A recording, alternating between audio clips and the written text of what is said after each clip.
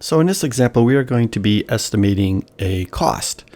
So this problem states, Elizabeth is buying books and materials for her classes with her debit card.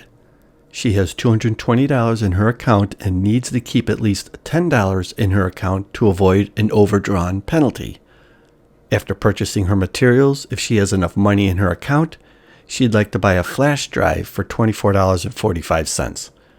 The following list shows the cost of the materials she needs. And of course, you can see the list here. We have the items here that she needs, the notebooks, history book, and then, of course, what each one costs.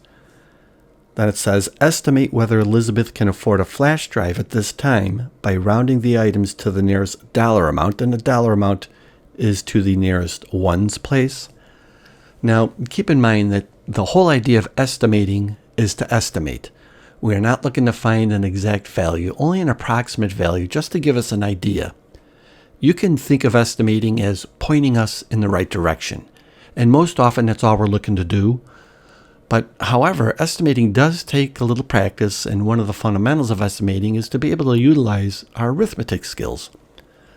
So let me just point out a couple of things here. She has $220 in her account, but she needs to keep at least $10 in there.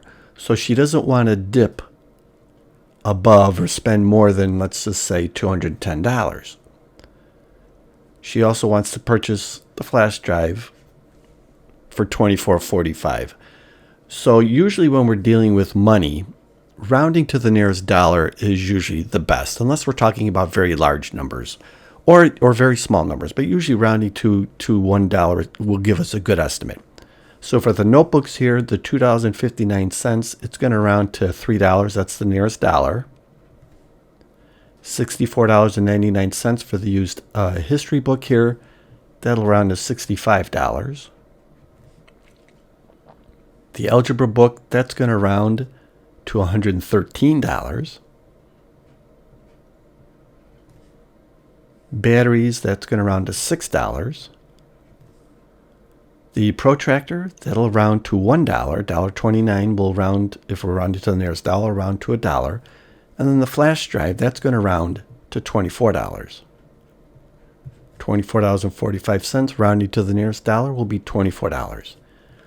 Then we'll just go ahead and add this up. 3 and 5, that's 8. 3 more, that's 11. And 6, that's 17. 18. This comes out to be 22. 6, 7, 8, 9, 10, 11. Carry the 1. So $212, approximately $212. So she doesn't want to go above $210. So it's probably not a good time right now to purchase this flash drive.